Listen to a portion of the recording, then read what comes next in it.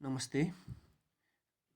आज म तपाईहरुलाई डिप्लोमा इन कम्प्युटर इन्जिनियरिङको प्री-बोर्ड परीक्षा त्यसपछि मिड टर्म एक्जामिनेसनमा कसरी सहभागी हुने, प्रश्नपत्रहरू कसरी हामी हेर्ने र उत्तर लेखेर त्यो उत्तरको पीडीएफ फाइल कसरी क्रिएट गर्ने र क्रिएट गरेको पीडीएफ फाइललाई अपलोड कसरी गर्ने त्यो विषयमा सिकाउन गइरहेको छु।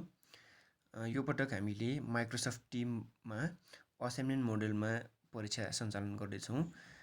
त्यसकारणले परीक्षामा सहभागी हुन सबभन्दा पहिलो स्टेप भनेको तपाईले माइक्रोसफ्ट टिम एप्लिकेसन डाउनलोड गरेर यसमा विद्यालयले दिएको युजरनेम पासवर्ड राखी लगइन गर्नुपर्नेछ।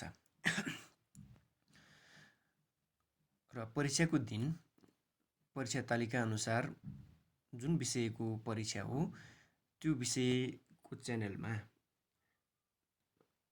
असाइनमेन्ट पोस्ट हुनेछ।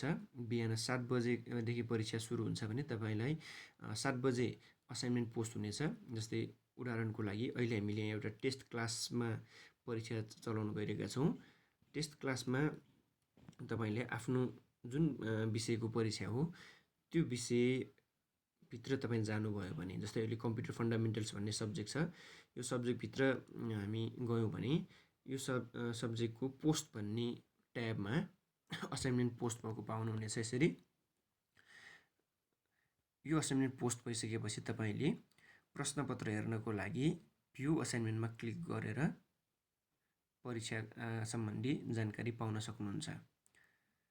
जस्तै अहिले हामी भ्यू असाइनमेन्टमा क्लिक गरौँ। भ्यू असाइनमेन्टमा क्लिक गरिसकेपछि यहाँ परीक्षार्थीहरूलाई निर्देशन सहितको एउटा पेज खुल्नेछ। यहाँ दिएका परीक्षार्थीहरूलाई निर्देशनका कुराहरू राम्ररी पढ्नु होला। तपाईसँग 30 मिनेटको समय रहनेछ। परीक्षा सकिएको 30 मिनेट भित्रमा तपाईले आफूले कपीमा लेख्नु भएको उत्तरलाई पीडीएफ बनाएर यही असाइनमेन्टमा आएर तपाईले अपलोड गर्नुपर्नेछ। र यो ओपन भइसकेपछि रेफरेन्स मेटेरियलमा हामी क्वेशनलाई पीडीएफ फर्मेटमा अपलोड गर्नेछौँ। यो पीडीएफ फाइललाई ओपन गरेर तपाईले परीक्षाको प्रश्नपत्र हेर्न सक्नुहुन्छ।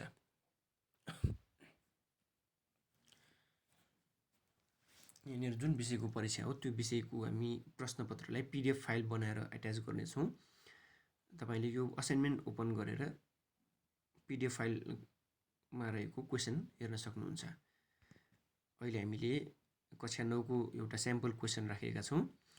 यसरी प्रश्न हेरिसक्नु भएपछि अब तपाईले आफ्नो कपीमा आफ्नो नाम, रोल नम्बर, कक्षा लगायतका विवरणहरू पनि लेखेर कपीमा आफ्नो उत्तर लेख्नुहुनेछ। प्रश्न अनुसारको उत्तर तपाईले आफ्नो कपीमा लेख्नुहुनेछ। अब हामी जाउँ कपीमा लेखेका उत्तरहरूलाई पीडीएफमा कसरी कन्भर्ट गर्छौं त।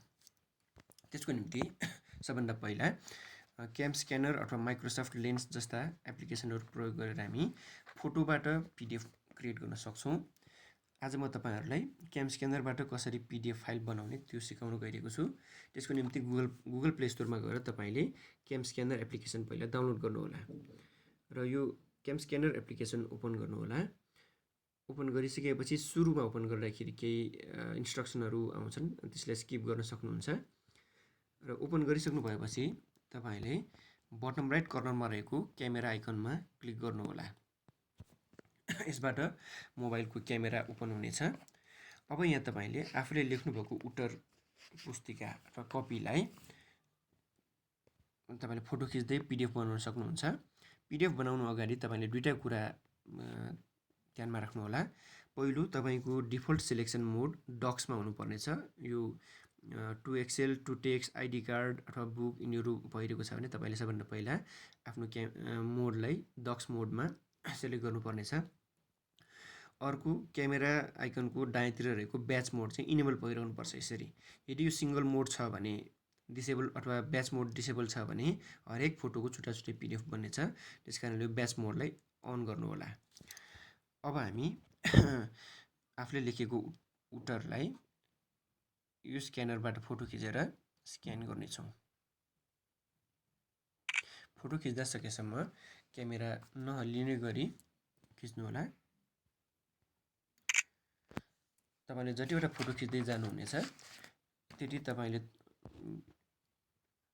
बटम राइट कर्नरतिर रहेको फोटोहरुमा नम्बर थपिँदै गएको देख्न सक्नुहुन्छ। अहिलेलाई मैले यहाँ 4 वटा पेजको फोटो खिचे। त्यसपछि तपाईले बटम राइट कर्नरमा रहेको फोटोहरुको आइकनमा क्लिक गर्नु होला। क्याम स्क्यानरले तपाईले खिच्नु भएको फोटोहरुलाई इन्हान्स गरेर क्लियर फर्मेटमा राखिदिनेछ। यसमा कुनै पेज तपाईले रोटेसन गर्नुपर्ने अथवा क्रप गर्नुपर्ने छ भने तल दिएका अप्सनहरुबाट रोटेट अथवा क्रप गर्न सक्नुहुन्छ र सबै फोटोहरु यदि ओके स्टेटमा छन् भने तपाईले बटम राइट कर्नरमा रहेको टिक मार्कमा क्लिक गरेर गर्न सक्नुहुन्छ। टिक मार्कमा क्लिक गरिसकेपछि फेरि एकपल्ट हामीले खिचेको फोटोहरुको प्रिभ्यू देखाउने छ। अब यहाँ हामीले यो माथितिर न्यू डक भनेर लेखिएको ठाउँमा क्लिक गरेर फाइलको नाम रिनेम गर्न सक्छौं। जस्तै अहिले मैले यहाँ सब्जेक्टको नाम लेखेँ, मानौ अहिले मैले इंग्लिश भनेर लेखेँ। इंग्लिश बाइ तपाईले आफ्नो नाम पनि लेख्नु होला, कसको फाइल भन्ने थाहा पाउन सजिलो हुन्छ। ओके मा क्लिक गर्नुहोस्। अहिले स्पेलिङ मिस्टेक भएको छ, सकेसम्म स्पेलिङ पनि मिलाउनु होला। यसपछि अब हामी पीडीएफ फाइल बनाउने छौं यो फोटोहरुबाट। त्यसको लागि टप राइट कर्नरमा रहेको शेयर बटन नजिकैको सानो पीडीएफ आइकन जुन देखिरहनु भएको छ त्यो पीडीएफ आइकनमा क्लिक गर्नु होला। क्लिक गरेपछि क्याम स्क्यानरले भर्खरै हामीले खिचेको फोटोहरुलाई एउटै फाइलमा राखेर प्रिभ्यू देखाउनेछ। अब यो पीडीएफ फाइललाई सेभ गर्नको लागि टप राइट कर्नरमा रहेको शेयर बटनमा क्लिक गरौँ। शेयर बटनमा क्लिक गरिसकेपछि यहाँ मल्टिपल अप्सनहरु तपाईले देख्न सक्नुहुन्छ। यहाँ देखिएका धेरैवटा अप्सनहरु मध्ये तपाईले अहिलेलाई सेभ टु लोकलमा क्लिक गर्नु होला। सेभ टु लोकलमा क्लिक गर्नुभयो भने यो पीडीएफ फाइल तपाईको फोन मेमोरीमा सेभ हुन्छ। यो फोन मेमोरीमा सेभ भएको फाइल हामी फाइल म्यानेजरमा गएर पनि हेर्न सक्छौं। फाइल म्यानेजरमा गएर हामी डिभाइस स्टोरेजमा जान सक्छौं। जस्तै डिभाइस स्टोरेजमा जानु होला। डिभाइस स्टोरेजमा गइसकेपछि यहाँनिर क्याम स्क्यानर भन्ने एउटा फोल्डर बनिरहेको हुन्छ। क्याम स्क्यानर भन्ने फोल्डर भित्र पीडीएफ भन्ने फोल्डर अर्को हुनेछ। त्यो पीडीएफ भन्ने फोल्डर भित्र हामीले भर्खरै बनाएको फाइल चाहिँ हामी यहाँनिर देख्न सक्छौं। जस्तै इंग्लिश बाइ रमेश भनेर अघि मैले पीडीएफ फाइल बनाएको थिएँ, यो फाइल अहिले यहाँ बनेको छ। अब यो फाइललाई हामीले असाइनमेन्टमा पोस्ट गर्नुपर्छ। त्यसको निम्ति हामी फेरि एकपटक माइक्रोसफ्ट टिम्समा जाने छौं। माइक्रोसफ्ट टिममा गइसकेपछि अघिकै प्रोसेसबाट हामी पहिला त्यो असाइनमेन्ट पेजसम्म पुग्ने छौं।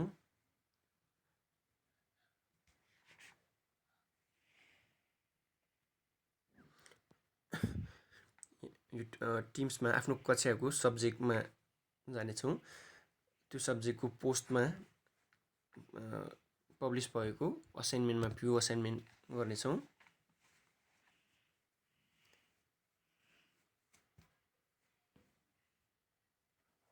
र असाइनमेन्ट ओपन गरिसकेपछि अब यहाँ हामीले आफ्नो फाइललाई अपलोड गर्छौं।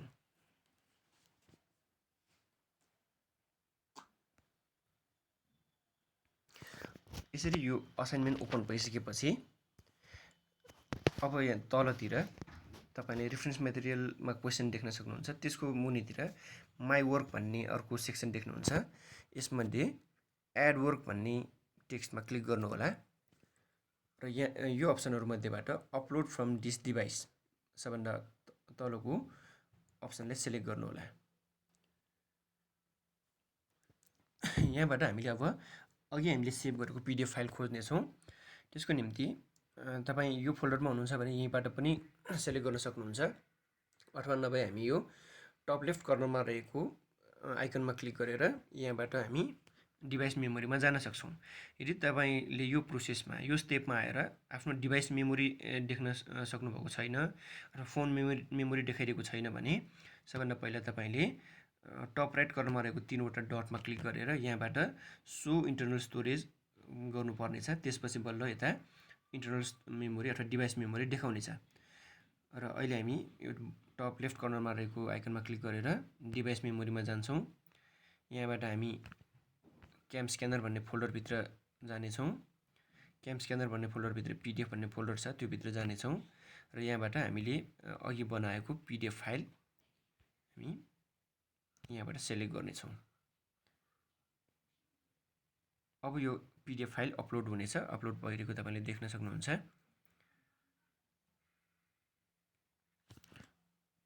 र यो पिडिएफ फाइल अपलोड भइसकेपछि हामी टप राइट कर्नरमा तपाईँले टर्न इन भन्ने देखिरहनु भएको छ होला। यो अपलोड भइसकेको छ फाइल।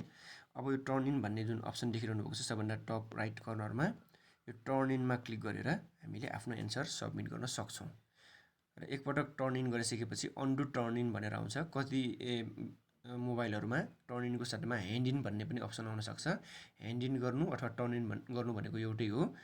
एकपटक ह्यान्ड इन अथवा टर्न इन गरिसकेपछि यहाँ टर्न इन भनेर तपाईँले मेसेज आउनेछ र अन्डु टर्न इन भन्ने अप्सन आउनेछ।